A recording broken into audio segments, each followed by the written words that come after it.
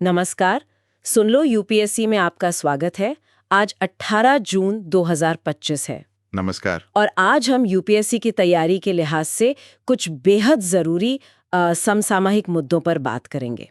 हमारे पास है जून 18, 2025 और इसी के आधार पर हम आज की चर्चा को आगे बढ़ाएंगे। जी हाँ, ये सिर्फ खबरें नहीं हैं, ये वो मुद्दे हैं जो न सिर्फ परीक्षा के लिए महत्वपूर्ण हैं, बल्कि भारत के भविष्य की दिशा को भी समझने में मदद करते हैं। बिल्कुल।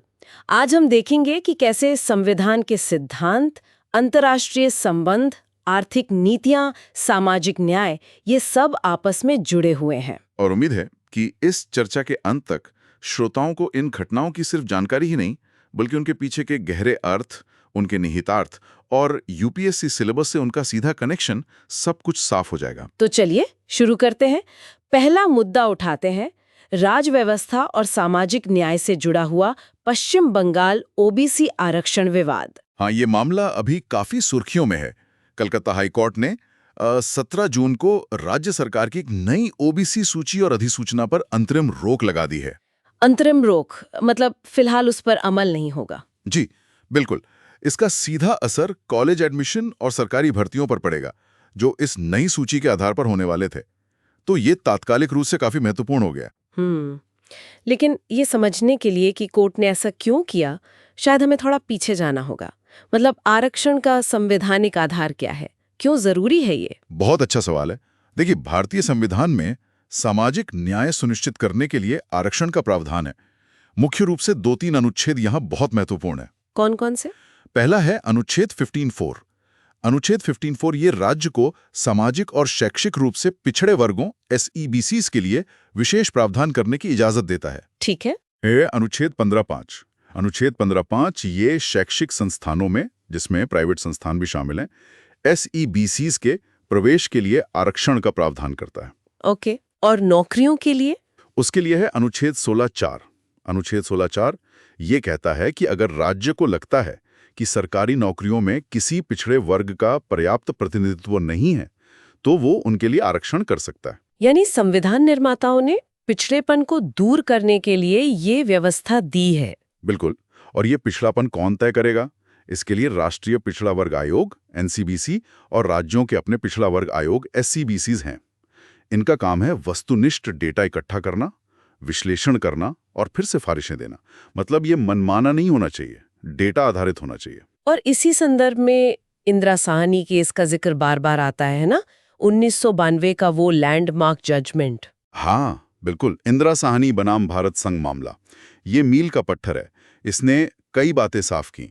पहली, इसने ओबीसी के लिए 27% आरक्षण को संवैधानिक माना।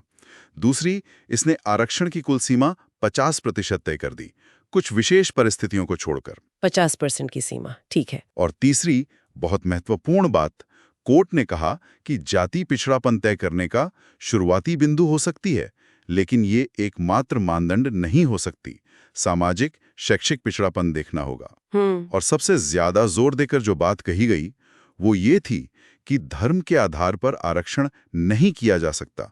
ये बात एकदम साफ कर दी गई। धर्म के आधार पर नहीं, ये पश्चिम बंगाल के मामले में शायद प्रासंगिक है। बिल्कुल, यही इस पूरे विवाद के केंद्र में है। तो हुआ क्या है पश्चिम बंगाल में? कलकत्ता हाईकोर्ट लगातार इस मुद्दे पर कड़ा रुख अपना रहा है। पहले भी कुछ हुआ था। हाँ, मई 2024 में कोर्ट ने एक बड़ा फैसला दिया था। उसने 2010 के बाद जारी किए गए लाखों ओबीसी प्रमाण पत्रों को रद्द कर दिया था। क्यों? क्योंकि कोर्ट ने पाया कि लगभग 70 वर्गों को, जिनमें से ज्यादातर मुस्लिम समुदाय थे, बिना पर्याप्त मात्रात्मक डेटा के ओबीसी सूची में शामिल किया गया था। बिना डेटा के? जी। कोर्ट का तर्क था कि ये वर्गीकरण धर्मों पर आधारित लगता है, न कि वास्तविक पिछड़ेपन पर। कोर्ट ने काफी तीखी टिप्पणियां भी की थी। कहा था कि ये राजनीतिक वस्तु की तरह इस्तेमाल हो रहा है और ये मुस्लिम समुदाय का अपमान है कि उन्हें पिछड़ा बताकर वोट बैंक की तरह देखा जा रहा है, जबकि उनका वर्गीकरण सही प्रक्रिया और डेटा से नहीं हुआ। ओहो, ये तो काफी गंभीर टिप्पणियां हैं। बहुत गंभीर। और अब जो ये 17 जून की अंतरिम रोक है, वो राज्य सरकार द्वारा जारी एक नई और भी ज्यादा विस्तारित सूची पर है। इसमें करीब 140 उपसमूह थे, जिनमें से लगभग 80 मुस्लिम और 60 गैर मुस्लिम बताए गए। तो इस नई सूची पर रोक क्यों लगाई गई? कोर्ट ने फिर से प्रक्रियात्मक खामियों की बात की है। कहा है कि राज्य सरकार ने जो प्रक्रिया अपनाई है वो 1993 के पश्चिम बंगाल पिछड़ा वर्ग आयोग अधिनियम और 2012 के एक अन्य अधिनियम के प्रावधानों के साथ मेल नहीं खाती। उनमें असंगतता है। फिर से वही बात कि पर्याप्त डेटा और सही प्रक्रिया का पालन नहीं हुआ। लेकिन राज्य सरकार का पक्ष क्या है, वो क्या कह रही है? राज्य सरकार का तर्क है कि उनका आधार पिछड़ापन है, धर्म नहीं। उनका कहना है कि उन्होंने एक नया वैज्ञानिक सर्वेक्षण करवाया है और उसी के आधार पर वो 17% ओबीसी कोटा, जिसमें ओबीसी ए के लिए 10% और ओबीसी बी के लिए 7% बहाल करना चाहते हैं। वो हाई कोर्ट के मई वाले फैसले के खिलाफ सुप्रीम कोर्ट भी गए हैं। अच्छा, तो मामला सुप्रीम कोर्ट में भी है। जी, और सुप्रीम कोर्ट ने भी शुरुआती सुनवाई में कुछ अहम टिप्पणियां की हैं।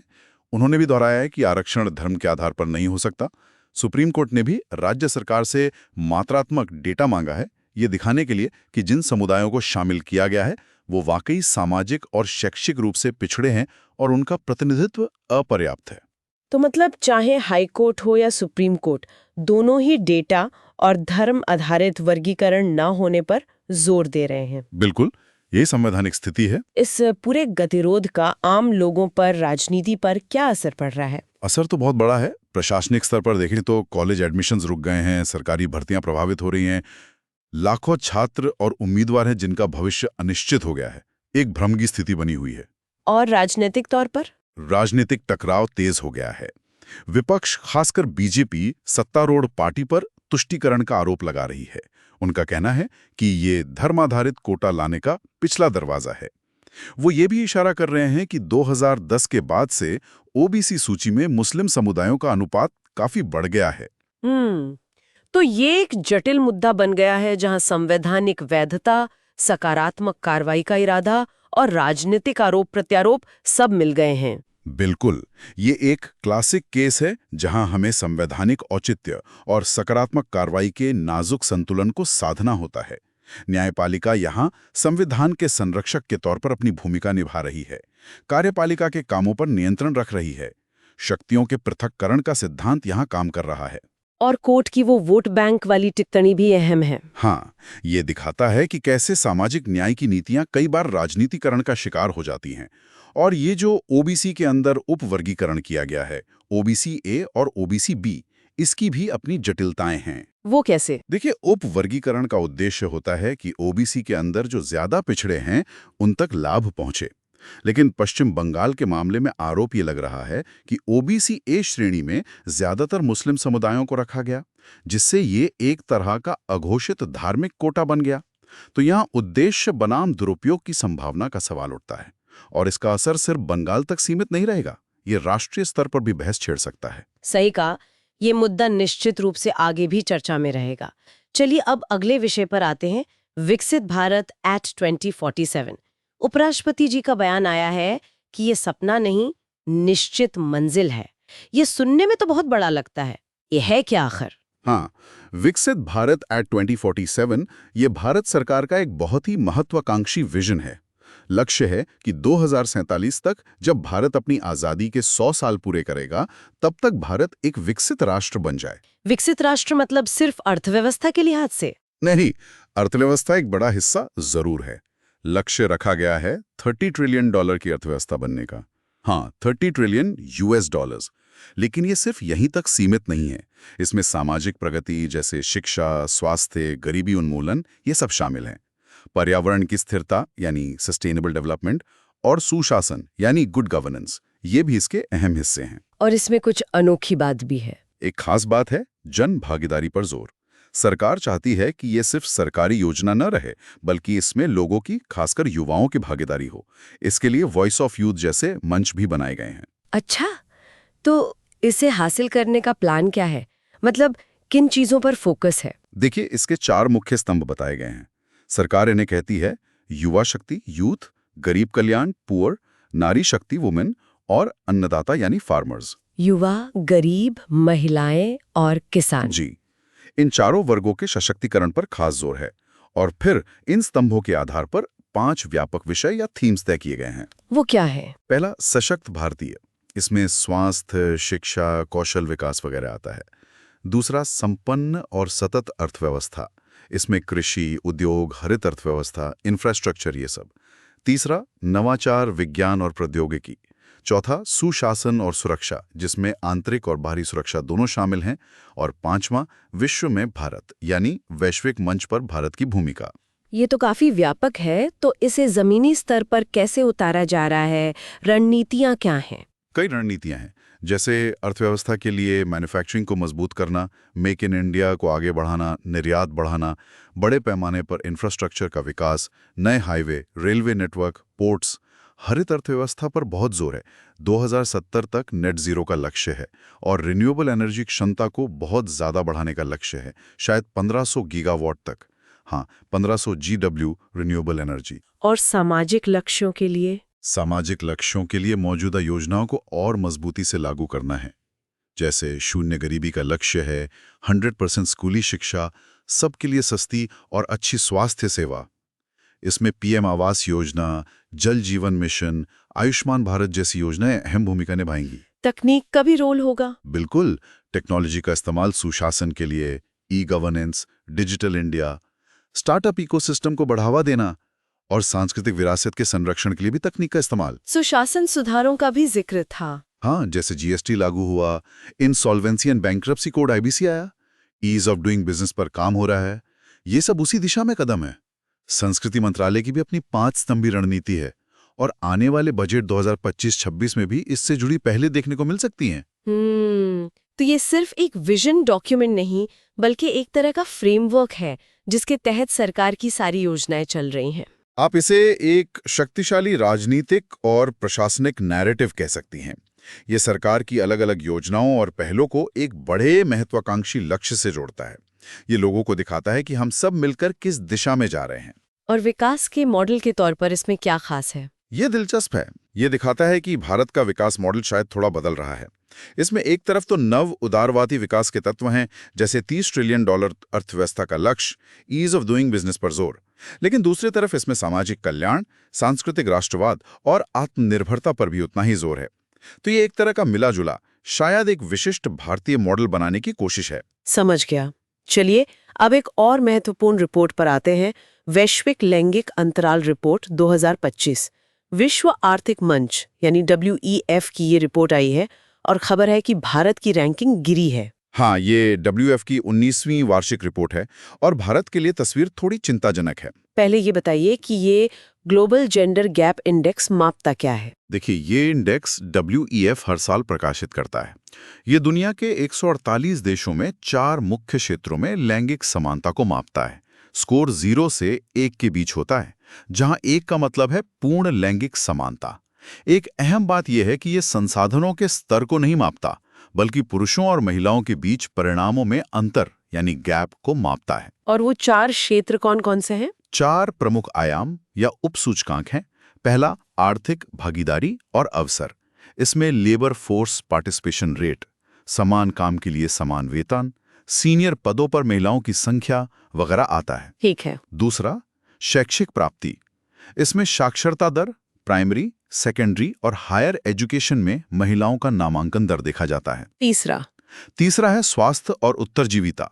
इसमें जन्म के समय लिंगानुपात और स्वस्थ जीवन प्रत्याशा, हेल्दी लाइफ एक्सपेक्टेंसी में अंतर देखा जाता है। और चौथा है राजनीतिक सशक्तिकरण। इसमें संसद में महिलाओं का प्रतिशत, मंत्री पदों पर महिलाओं का प्रतिशत और पिछले 50 सालों में महिला राष्ट्राध्यक्ष होने की अवधि, ये सब देखा जाता है। ठीक है, तो इन 4 आयामों पर 2025 में भारत का प्रदर्शन कैसा रहा? जैसा मैंने कहा, तस्वीर थोड़ी चिंताजनक है। भारत की समग्र रैंक 148 देशों में 131वीं है, रैंक 131। पिछले साल 2024 में ये 129 थी, तो 2 पायदान की गिरावट आई है। और स्कोर लगभग स्थिर है, 64.1%। स्कोर 64.1%। इसका मतलब है कि भारत ने लैंगिक अंतराल का 64.1% हिस्सा पाट लिया है, लेकिन अभी भी करीब 36% का अंतर बाकी है। अगर अलग-अलग आयामों में देखें तो? हाँ, वो देखना जरूरी है। आर्थिक भागीदारी में मामूली सुधार हुआ है, स्कोर 40.7% है, लेकिन रैंक अभी भी बहुत नीचे है, 144वीं। महिला श्रम बल भागीदारी दर करीब 45.9% बताई गई है। शिक्षा में कैसा है? शिक्षा में भारत का प्रदर्शन सबसे अच्छा है। स्कोर 97.1% है, रैंक 110वीं। मतलब शिक्षा के क्षेत्र में हम लैंगिक समानता के काफी करीब पहुंच गए हैं। ये अच्छी बात है। स्वास्थ्य और उत्तरजीविता में भी मामूली सुधार है। स्कोर 95.4% है, लेकिन रैंक यहां भी काफी नीचे है, 143वीं। और राजनीतिक सशक्तिकरण, यहीं पर गिरावट आई है क्या? हाँ, राजनीतिक सशक्तिकरण में सबसे बड़ी गिरावट दर्ज की गई है। स्कोर गिरकर 24.4% हो गया है और रैंक 69वीं है। ये गिरावट इसलिए आई है क्योंकि संसद में महिला सांसदों का प्रतिनिधित्व घटा है, अब 13.8% है, और मंत्री पदों पर भी महिलाओं की संख्या कम हुई है, सिर्फ 5.6%। और ये लगातार दूसरा साल है जब इस आयाम में गिरावट आई है। ओह, ये तो वाकई चिंता की बात है। शिक्षा में लगभग बराबरी और राजनीति में इतनी बड़ी गिरावट। बिल्कुल, अगर हम 2024 से तुलना करें तो आर्थिक और स्वास्थ्य में मामूली सुधार है, शिक्षा में लगभग स्थिरता है, लेकिन राजनीतिक सशक्तिकरण में काफी गिरावट है जिसने ओवरऑल रैंक को नीचे खींच लिया। क्षेत्रीय और वैश्विक स्तर पर भारत कहाँ खड़ा है? दक्षिण एशिया में भारत की स्थिति बहुत अच्छी नहीं है। हम अपने कई पड़ोसियों से पीछे हैं, जैसे बांग्लादेश जिसकी रैंक 24वीं है, भूटान, नेपाल, श्रीलंका। वैश्विक स्तर पर आइसलैंड लगातार टॉप पर है, और रिपोर्ट का अनुमान है कि जिस गति से दुनिया चल रही है, पूर्ण लैंगिक समानता हासिल करने में अभी 123 साल और लगेंगे। 123 साल? ये तो बहुत लंबा समय है। इस रिपोर्ट से भारत के लिए मुख्य निष्कर्ष क्या निकलता है? सबसे बड़ा निष्कर्ष है लीकी पाइपलाइन की समस्या। देखिए, शिक्षा में हमारा स्कोर 97.1% है, मतलब लड़कियां पढ़ रही हैं लगभग लड़कों के बराबर। लेकिन जब बात आर्थिक भागीदारी की आती है तो स्कोर गिरकर 40.7% हो जाता है, और राजनीतिक भागीदारी में तो ये सिर्फ 24.5% रह जाता है। लीकी पाइपलाइन मतलब ये कि जैसे पाइपलाइन में छेद हो और पानी रास्ते में ही लीक हो जाए। वैसे ही महिलाएं शिक्षा तो हासिल कर रही हैं, लेकिन वो आर्थिक और राजनीतिक जीवन में उस अनुपात में आगे नहीं बढ़ पा रही हैं।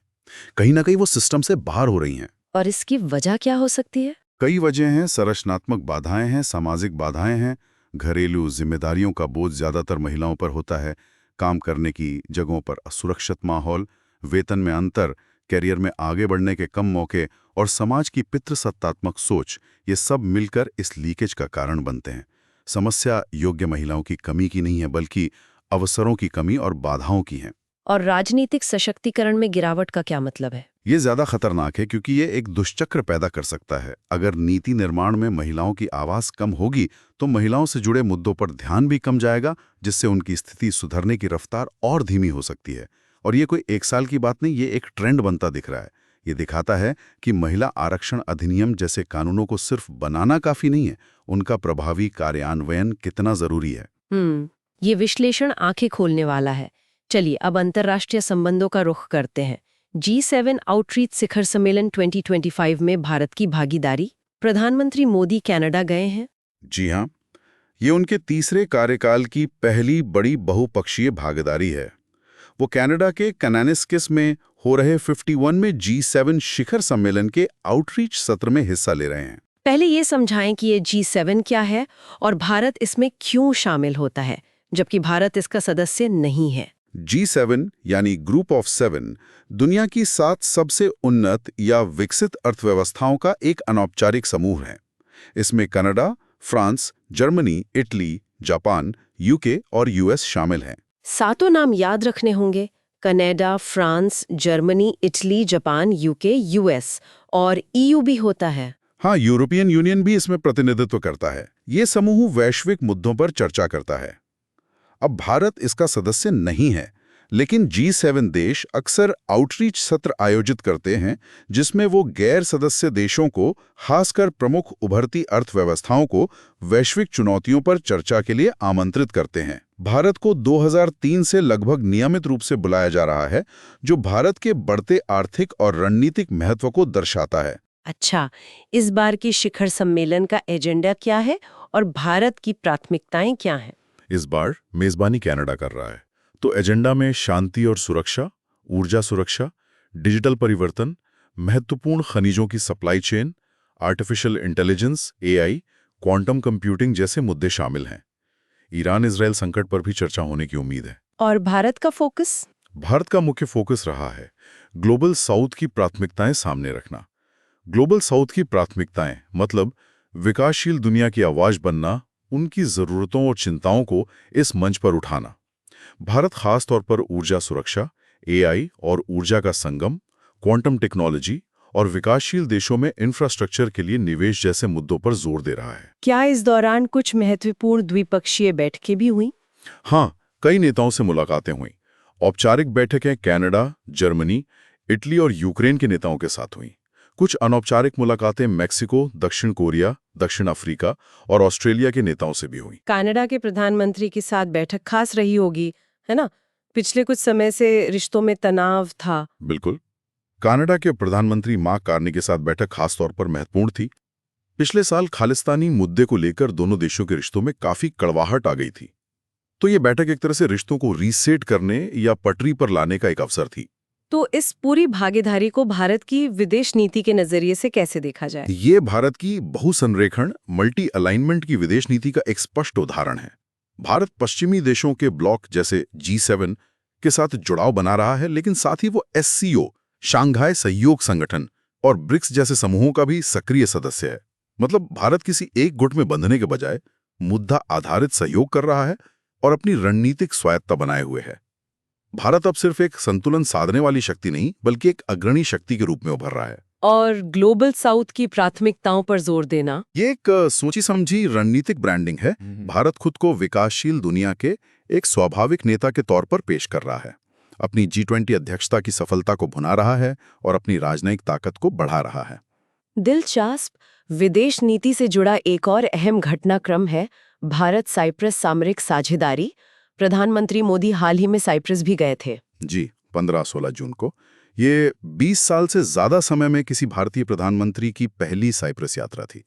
इस दौरान एक संयुक्त घोषणा पर हस्ताक्षर हुए और संबंधों को व्यापक सामरिक साझेदारी तक ले जाने का लक्ष्य रखा गया है। साइप्रस, ये देश इतना महत्वपूर्ण क्यों है भारत के लिए? छोटा सा द्वीप है भूमध्य सागर में। हाँ, छोटा जरूर है, लेकिन इसकी भू रणनीतिक स्थिति, जियो स्ट्रेटेजिक लोकेशन बहुत अहम है। ये पूर्वी मध्य सागर में स्थित है, यूरोप, मध्य पूर्व और उत्तरी अफ्रीका के बिल्कुल चौराहे पर। ये यूरोपियन यूनियन EU का सदस्य है, लेकिन भौगोलिक रूप से एशिया में पड़ता है। तो ये एक अनोखा पुल है। और वहाँ एक पुराना विवाद भी है शायद। हाँ, साइप्रस प्रश्न। 1974 में तुर्की के आक्रमण के बाद से ये द्वीप विभाजित है। एक तरफ अंतर्राष्ट्रीय स्तर पर मान्यता प्राप्त साइप्रस गणराज्य है और दूसरी तरफ उत्तरी साइप्रस है, जिसे सिर्फ तुर्की मान्यता देता है। ये एक जटिल मुद्दा है। समझ गया। तो भारत और साइप्रस की इस नई साझेदारी के मुख्य बिंदु क्या हैं? संयुक्त घोषणा में क्या है? कई अहम बातें हैं। पहला, राजनीतिक संरेखण। दोनों देश नियम आधारित अंतर्राष्ट्रीय व्यवस्था, UN चार्टर और UNCLOS, समुद्री कानून पर संयुक्त राष्ट्र कन्वेंशन का समर्थन करते हैं। साइप्रस ने संयुक्त राष्ट्र सुरक्षा परिषद UNSC में भारत की स्थायी सीट की दावेदारी का लगातार समर्थन किया है। वहीं भारत साइप्रस प्रश्न के शांतिपूर्ण समाधान का समर्थन करता है, जो UN प्रस्तावों पर आधारित हो। ये आपसी समर्थन महत्वपूर्ण है। बिल्कुल। दूसरा, रक्षा और सुरक्षा सहयोग बढ़ाया जाएगा। इसमें रक्षा उद्योग में सहयोग, साइबर सुरक्षा, आतंकवाद, ड्रग्स और हथियारों की तस्करी पर खुफिया जानकारी का आदान प्रदान शामिल है। समुद्री सहयोग भी। हाँ, समुद्री सहयोग भी एक अहम स्तंभ है। इसमें एक दूसरे के बंदरगाहों का इस्तेमाल, पोर्ट कॉल्स, संयुक्त नौसैनिक अभ्यास और सर्च एंड रेस्क्यू ऑपरेशन शामिल हैं। और आर्थिक पहलू, आपने IMEC का जिक्र किया था। हाँ, ये बहुत महत्वपूर्ण है। दोनों देशों ने IMEC यानी India middle east Europe economic corridor के प्रति अपनी प्रतिबद्धता जताई है। साइप्रस अपनी लोकेशन के कारण IMEC के लिए एक प्रमुख लॉजिस्टिक्स हब बन सकता है और भारत के लिए यूरोप का प्रवेश द्वार साबित हो सकता है।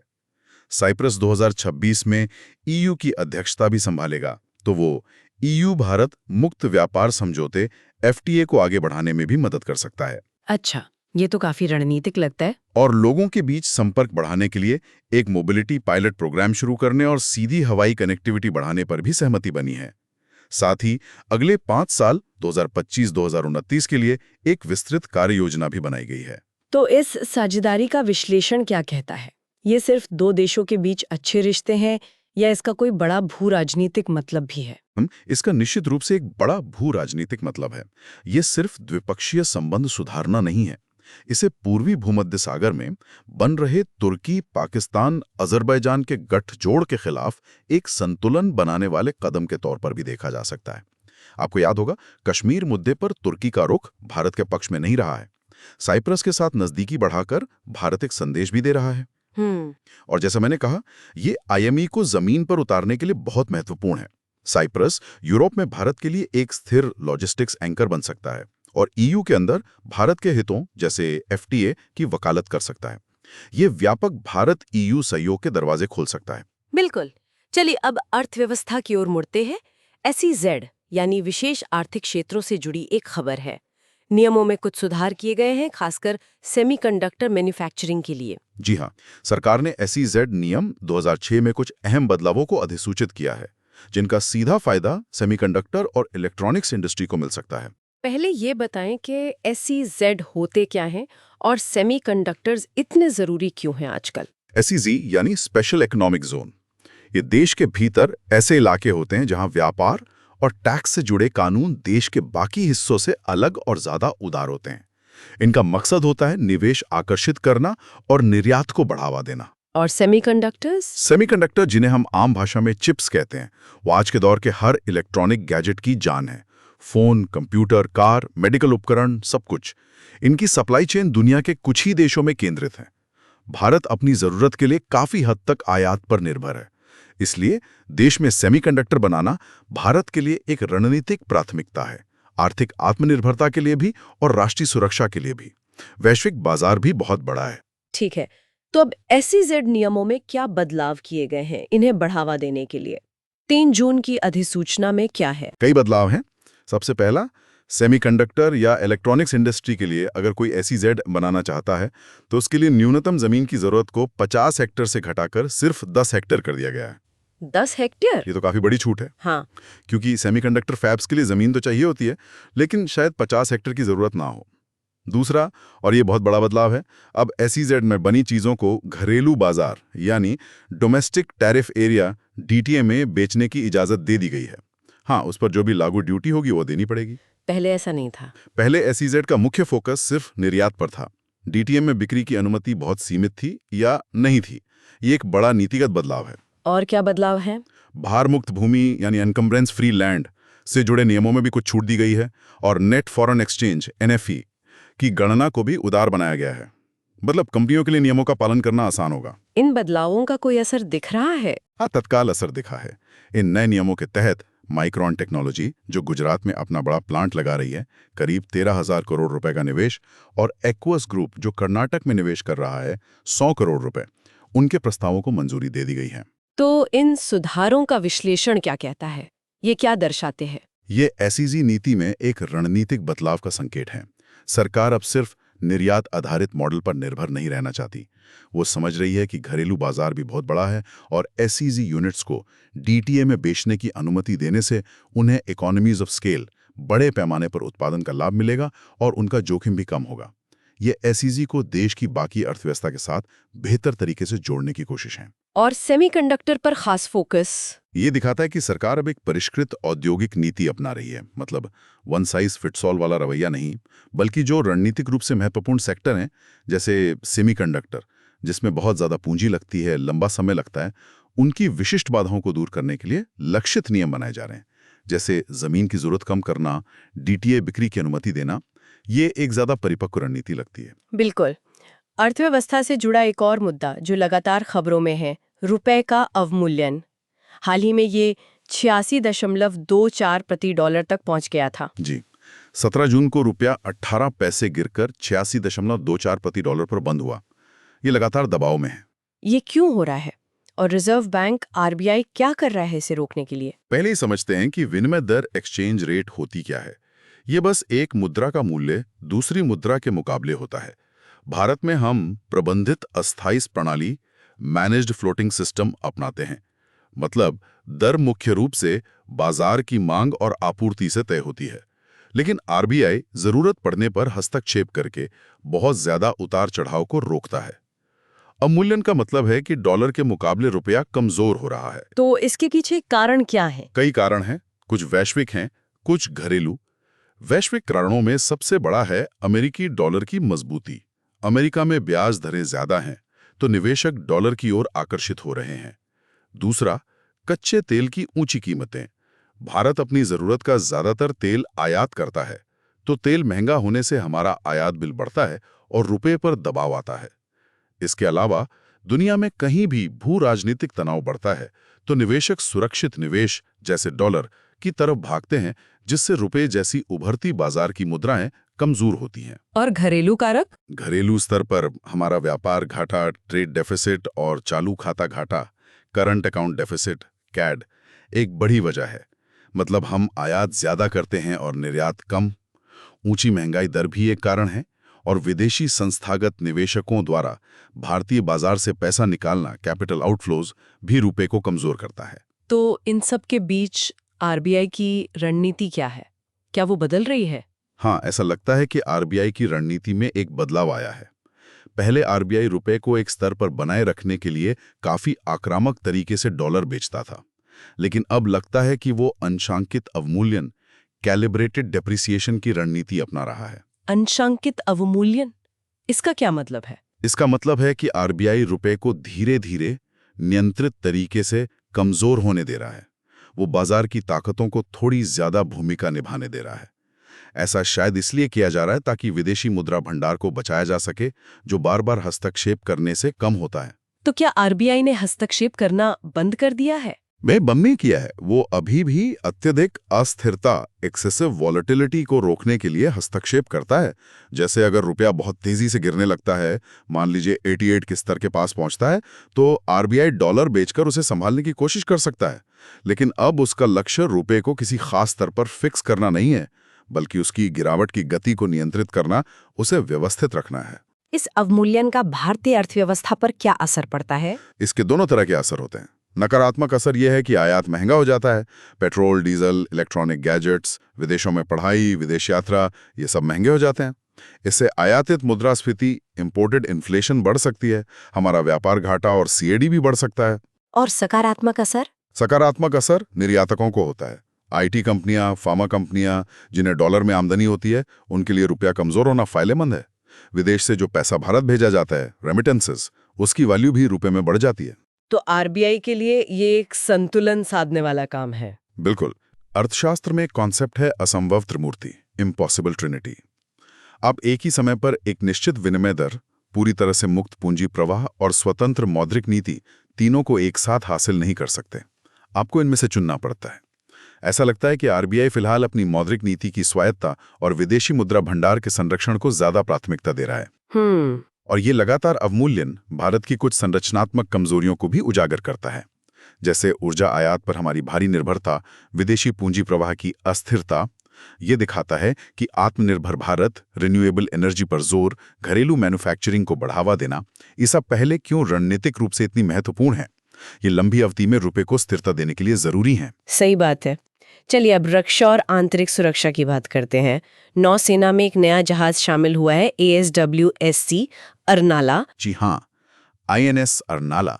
ये 16 स्वदेशी पनडुब्बी रोधी shallow watercraft, anti submarine warfare shallow watercraft ASWSWC की श्रेणी में पहला जहाज है, जिसे 18 जून 2025 को नौसेना में कमीशन किया गया है। एंटी सबमरीन वॉरफेयर और शैलो वाटरक्राफ्ट, ये क्या होते हैं और क्यों जरूरी है? ASW यानी पनडुब्बी रोधी युद्ध का मतलब है दुश्मन की पनडुब्बियों का पता लगाना, उन पर नजर रखना और जरूरत पड़ने पर उन्हें नष्ट करना। अब ये काम गहरे समुद्र में तो होता ही है, लेकिन उथले तटीय पानी, लिटोरल वाटर्स में ये खास तौर पर चुनौतीपूर्ण होता है। क्यों? क्योंकि उथले पानी में समुद्र की सतह और तल के बीच दूरी कम होती है, शोर ज्यादा होता है, जिससे पनडुब्बियों के लिए छिपना आसान हो जाता है और सोनार के लिए उन्हें ढूंढना मुश्किल। इसीलिए ऐसे माहौल में ऑपरेट करने के लिए विशेष जहाजों की जरूरत होती है, जिन्हें शैलो वाटरक्राफ्ट कहते हैं। तो ये अर्नाला श्रेणी के जहाज क्या करेंगे? इनकी खासियत क्या है? इनकी मुख्य भूमिका तटीय जल में पनडुब्बी रोधी ऑपरेशन करना है। इसके अलावा ये निगरानी, surveillance, limited intensity maritime operations और माइनलिंग यानी समुद्री सुरंग बिछाने का काम भी कर सकते हैं। ये पुराने अभय श्रेणी के जहाजों की जगह लेंगे। और तकनीकी रूप से ये कितने सक्षम है? इनका डिजाइन खास है। वजन करीब 900 टन है। सबसे अहम है इनका ड्राफ्ट, यानी जहाज का कितना हिस्सा पानी के नीचे रहता है, वो सिर्फ 2.7 मीटर है। केवल 2.7 मीटर। ये इन्हें बहुत उथले पानी में भी जाने की क्षमता देता है। ये वाटर जेट प्रोपल्शन से चलते हैं और इनकी रफ्तार 25 नॉटिकल मील, समुद्री मील तक है। और हथियार और सेंसर?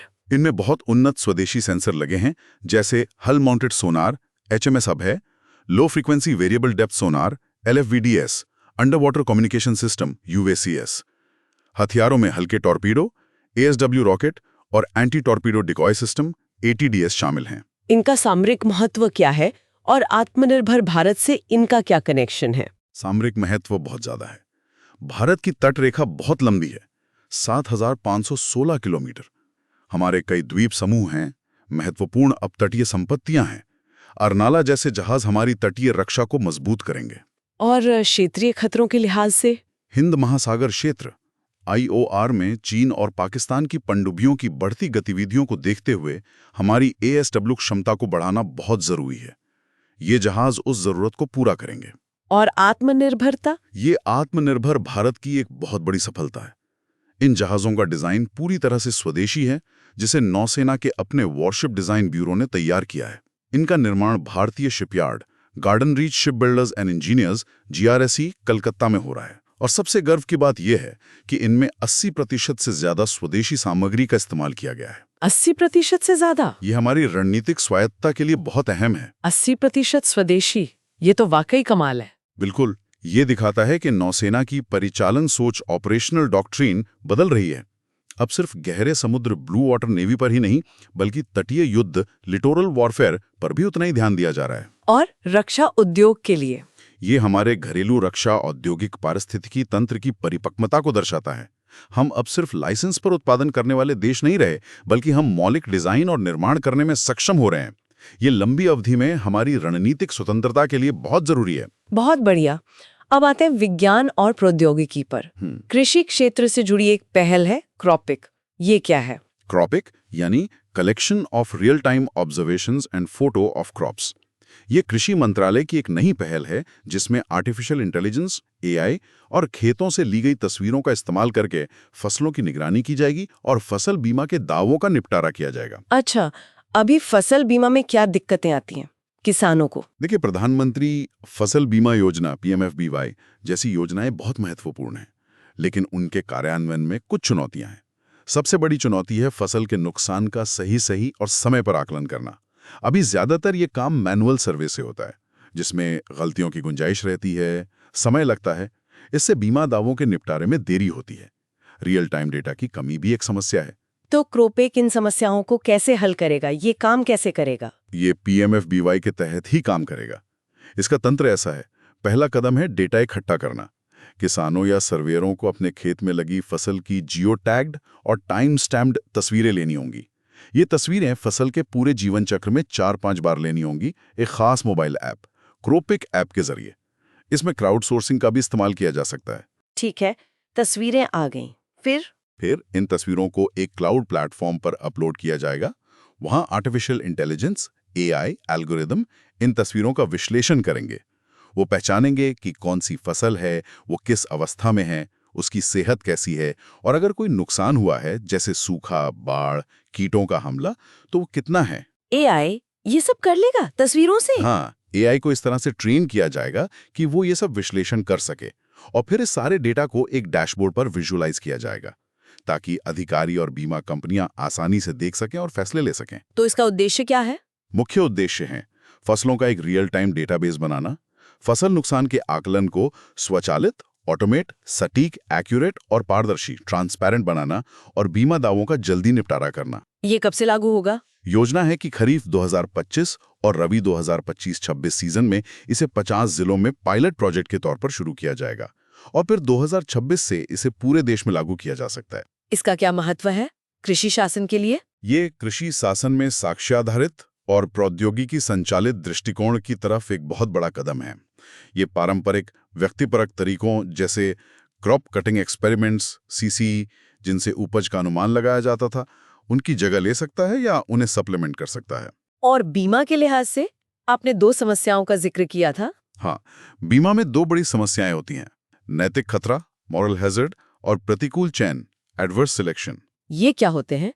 नैतिक खतरा का मतलब है कि बीमा लेने के बाद व्यक्ति जोखिम भरा व्यवहार करने लगता है, क्योंकि उसे पता है कि नुकसान की भरपाई बीमा कंपनी कर देगी।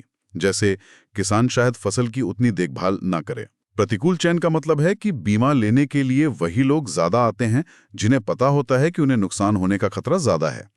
इससे बीमा कंपनी का जोखिम बढ़ जाता है। तो क्रॉपिक इन्हें कैसे कम करेगा? क्योंकि क्रॉपिक रियल टाइम निगरानी और एआई विश्लेषण पर आधारित है, ये ज्यादा वस्तुनिष्ठ और सटीक आकलन देगा। इससे नैतिक खतरा कम होगा क्योंकि निगरानी हो रही होगी, और प्रतिकूल चयन भी कम हो सकता है क्योंकि रिस्क का बेहतर आकलन हो पाएगा। कुल मिलाकर इससे किसानों, बीमा कंपनियों और सरकार के बीच विश्वास बढ़ेगा। दावे ज्यादा तेजी से और निष्पक्ष रूप से निपटेंगे और पीएमएफआई जैसी योजनाएं ज्यादा प्रभावी बनेंगी। ये तो कृषि क्षेत्र के लिए गेम चेंजर हो सकता है। क्षमता तो है, देखना होगा कि इसका कार्यान्वयन कितना सफल रहता है। बिल्कुल। चलिए अब आज के आखिरी खंड पर आते हैं, पर्यावरण और महत्वपूर्ण दिन। आज 18 जून ऑटिस्टिक प्राइड डे है। जी हाँ, ऑटिस्टिक प्राइड डे। इस साल की थीम है अनअपोलोजेटिकली ऑटिस्टिक। अनअपोलोजेटिकली ऑटिस्टिक, ये थीम काफी सशक्त लगती है। इसका क्या मतलब है? इसका मतलब बहुत गहरा है। ये थीम ऑटिस्टिक व्यक्तियों को प्रोत्साहित करती है कि वो अपनी पहचान को, अपने ऑटिस्टिक विशेषताओं को बिना किसी शर्म, झिझक या दबाव के अपनाएं। उन्हें सामाजिक अपेक्षाओं के अनुरूप ढलने या अपनी प्राकृतिक प्रवृत्तियों को छिपाने, जिसे मास्किंग कहते हैं, की जरूरत महसूस नहीं करनी चाहिए। ये अपनी पहचान पर गर्व करने और उसे बिना किसी माफी के जीने का आह्वान है। ये सशक्तिकरण का संदेश है। ये मास्किंग क्या होता है? मास्किंग का मतलब है जब ऑटिस्टिक व्यक्ति जानबूझकर या अनजाने में अपने ऑटिस्टिक लक्षणों या व्यवहारों को दबाने या छिपाने की कोशिश करते हैं ताकि वो समाज में फिट हो सकें या नकारात्मक प्रतिक्रिया से बच सकें। जैसे आई कांटेक्ट बनाने में असहज होने पर भी जबरदस्ती आई कांटेक्ट बनाना या अपनी विशेष रुचियों के बारे में बात करने से बचना। ये बहुत थकाने वाला और मानसिक स्वास्थ्य के लिए हानिकारक हो सकता है। समझ गया। तो ऑटिज्म है क्या, थोड़ा ये भी समझा दीजिए। ऑटिज्म स्पेक्ट्रम डिसऑर्डर एक न्यूरोलॉजिकल और विकासात्मक विकार है। स्पेक्ट्रम शब्द महत्वपूर्ण है क्योंकि ये हर व्यक्ति को अलग तरह से प्रभावित करता है। मुख्य रूप से ये संचार, सामाजिक संपर्क, सीखने और व्यवहार करने के तरीकों को प्रभावित करता है। कुछ ऑटिस्टिक लोगों को ज्यादा सहारे की जरूरत हो सकती है, जबकि कुछ काफी स्वतंत्र जीवन जी सकते हैं। और ये न्यूरोडाइवर्सिटी का कॉन्सेप्ट क्या है जिसका जिक्र अक्सर ऑटिज्म के साथ होता है? न्यूरोडाइवर्सिटी एक बहुत ही सकारात्मक और महत्वपूर्ण अवधारणा है। ये कहती है कि इंसानी दिमाग अलग-अलग तरीकों से काम करते हैं और ये भिन्नताएं जैसे ऑटिज्म, एडीएचडी, डिसलेक्सिया कोई कमी या बीमारी नहीं, बल्कि मानव विविधता का एक स्वाभाविक हिस्सा है। जैसे बायोडाइवर्सिटी यानी जैव विविधता प्रकृति के लिए जरूरी है, वैसे ही न्यूरोडाइवर्सिटी समाज के लिए मूल्यवान है। ये हमें दुनिया को अलग-अलग नजरियों से देखने और समझने में मदद करती है। तो ऑटिस्टिक प्राइड डे सिर्फ जागरूकता फैलाने के लिए नहीं है? नहीं, ये उससे कहीं ज्यादा है। बहुत सारे जागरूकता दिवस होते हैं जो अक्सर गैर ऑटिस्टिक लोगों द्वारा चलाए जाते हैं, लेकिन ऑटिस्टिक प्राइड डे खास है क्योंकि ये ऑटिस्टिक समुदाय द्वारा ऑटिस्टिक लोगों के लिए मनाया जाता है। ये सिर्फ जागरूकता का दिन नहीं, बल्कि गर्व, स्वीकृति और उत्सव का दिन है। गर्व, स्वीकृति और उत्सव। जी, ये विकलांगता के चिकित्सा मॉडल जो ऑटिज्म को एक कमी मानता है जिसे ठीक करने की जरूरत है, उसकी बजाय सामाजिक मॉडल, सोशल मॉडल पर जोर देता है। सामाजिक मॉडल कहता है कि समस्या व्यक्ति में नहीं, बल्कि समाज द्वारा खड़ी की गई बाधाओं में है, जैसे असंवेदनशील रवैया, दुर्गम वातावरण, अवसरों की कमी। और ये मास्किंग को भी चुनौती देता है? बिल्कुल, ये ऑटिस्टिक लोगों को कहता है कि आपको जैसे हैं वैसे ही रहने का अधिकार है। आपको समाज के लिए खुद को बदलने की जरूरत नहीं है। भारत में ऑटिज्म की क्या स्थिति है? क्या आंकड़े हैं, क्या चुनौतियां हैं? भारत में ऑटिज्म का प्रचलन अनुमानित तौर पर 1% से 1.5% के बीच माना जाता है। मतलब लाखों लोग ऑटिज्म स्पेक्ट्रम पर हैं, लाखों लोग। चुनौतियां क्या हैं उनके सामने? चुनौतियां काफी हैं। सबसे बड़ी है जागरूकता की कमी और इससे जुड़ा सामाजिक कलंक। कई बार निदान में बहुत देर हो जाती है, खासकर ग्रामीण इलाकों में।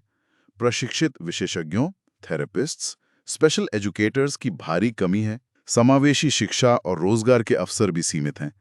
ऑटिस्टिक बच्चों और वयस्कों को अक्सर भेदभाव और अलगाव का सामना करना पड़ता है। ये बहुत दुखद है। सरकार ने कुछ पहल की है? हाँ, कुछ महत्वपूर्ण कानूनी और नीतिगत कदम उठाए गए हैं। सबसे अहम है दिव्यांगजन अधिकार अधिनियम 2016, आरपीडीडब्ल्यू एक्ट 2016। इस कानून ने ऑटिज्म को आधिकारिक तौर पर एक विकलांगता के रूप में मान्यता दी है, जिससे ऑटिस्टिक व्यक्तियों को कई अधिकार और सुविधाएं मिलती हैं। आरपीडीडब्ल्यू एक्ट बहुत महत्वपूर्ण है। इसके अलावा राष्ट्रीय न्यास अधिनियम 1999, नेशनल ट्रस्ट एक्ट भी है, जो ऑटिज्म सहित कुछ अन्य विकलांगताओं वाले व्यक्तियों के कल्याण के लिए काम करता है। समग्र शिक्षा अभियान में भी समावेशी शिक्षा पर जोर है। लेकिन चुनौतियां बनी हुई हैं। हाँ, सबसे बड़ी चुनौती है नीतिगत इरादे और जमीनी हकीकत के बीच का अंतर। कानून तो बन गया है, जैसे आरपीडीडब्ल्यू एक्ट, जो काफी प्रगतिशील है, लेकिन उसका प्रभावी कार्यान्वयन, लोगों में जागरूकता लाना, जरूरी इंफ्रास्ट्रक्चर और सपोर्ट सिस्टम बनाना, इसमें अभी बहुत काम बाकी है। कानूनी इरादे को वास्तविक समर्थन और स्वीकृति में बदलने की जरूरत है। और ये जो थीम है अनअपोलोजेटिकली ऑटिस्टिक, इसका कॉर्पोरेट जगत या सार्वजनिक क्षेत्र के लिए क्या मतलब हो सकता है? बहुत अच्छा सवाल है। इसका मतलब है कि सिर्फ टोकनिज्म यानी दिखावे के लिए एक दो लोगों को शामिल कर लेना काफी नहीं है। जरूरत है वास्तविक समावेशन की, ट्रू इंक्लूजन की। कार्यस्थलों को, भर्ती प्रक्रियाओं को, काम करने के माहौल को ऐसा बनाने की जरूरत है जो न्यूरोडाइवर्जेंट व्यक्तियों की जरूरतों को समझे और उनकी अद्वितीय शक्तियों का लाभ उठाए। ऑटिस्टिक लोगों में अक्सर पैटर्न पहचानने, विस्तार पर ध्यान देने या किसी विषय में गहरा ज्ञान रखने जैसी क्षमताएं होती हैं। अगर हम सही माहौल दें तो ये एक अनदेखे प्रतिभा पूल, अनटैप टैलेंट पूल को अनलॉक कर सकता है। बिल्कुल सही। ये बहुत जरूरी चर्चा थी। तो आज हमने कई अहम मुद्दों पर विस्तार से बात की। अगर संक्षेप में कहूं तो पश्चिम बंगाल ओबीसी विवाद ने संवैधानिक सिद्धांतों, डेटा की जरूरत और राजनीतिक दबावों के बीच न्यायपालिका की भूमिका को उजागर किया है।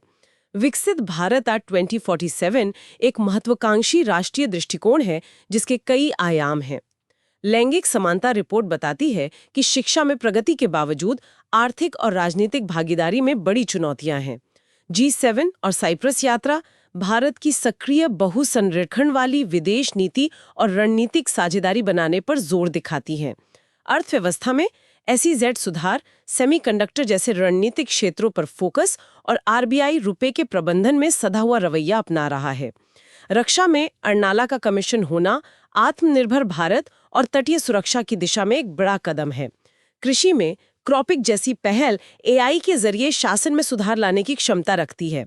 और ऑटिस्टिक प्राइड डे हमें सामाजिक समावेशन, न्यूरोडाइवर्सिटी की स्वीकृति और संरचनात्मक बाधाओं को दूर करने की जरूरत याद दिलाता है। बिल्कुल सही सारांश है। आज की चर्चा ये दिखाती है कि भारत एक ही समय में कई मोर्चों पर संतुलन बनाने की जटिल चुनौती से जूझ रहा है। चाहे वो घरेलू स्तर पर विकास, समानता और कानूनी सिद्धांतों के बीच का संतुलन हो, या अंतर्राष्ट्रीय स्तर पर आत्मविश्वास से अपनी जगह बनाने का प्रयास।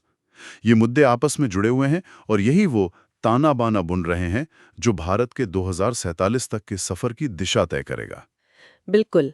और श्रोताओं के लिए सोचने वाली बात ये हो सकती है कि इन अलग-अलग लक्ष्यों, आर्थिक विकास, सामाजिक न्याय, रणनीतिक स्वायत्ता, पर्यावरणीय स्थिरता के बीच तालमेल कैसे बिठाया जा सकता है? क्या ये हमेशा एक दूसरे के पूरक होंगे या कभी-कभी इनमें टकराव भी होगा? ये एक अहम सवाल है जिस पर लगातार विचार करने की जरूरत है। ये चर्चा वाकई काफी गहरी और जानकारीपूर्ण थी। यूपीएससी की तैयारी करने वालों के लिए हर बिंदु महत्वपूर्ण है। हम सभी को प्रोत्साहित करेंगे कि इसे शायद दोबारा सुने, ताकि ये अवधारणाएं अच्छी तरह समझ में आ जाएं। जी हाँ, दोहराव से चीजें याद रहती हैं। और ये सिर्फ परीक्षा के लिए नहीं है, ये हमें एक ज्यादा सूचित और जागरूक नागरिक बनने में भी मदद करता है। तो अगर आपको ये विस्तृत चर्चा पसंद आई तो कृपया सुन लो यूपीएससी चैनल को लाइक करें, अपने साथी उम्मीदवारों के साथ इसे शेयर जरूर करें। नीचे कमेंट सेक्शन में अपने विचार, अपने सवाल जरूर लिखें, हमें पढ़कर अच्छा लगेगा। और हाँ, भविष्य में ऐसे ही गहन विश्लेषण के लिए चैनल को सब्सक्राइब करना बिल्कुल न भूलें। आपकी सफलता ही हमारा लक्ष्य है। बिल्कुल। तो आज के लिए बस इतना ही। जल्द मिलेंगे एक नए विषय के साथ। धन्यवाद। धन्यवाद।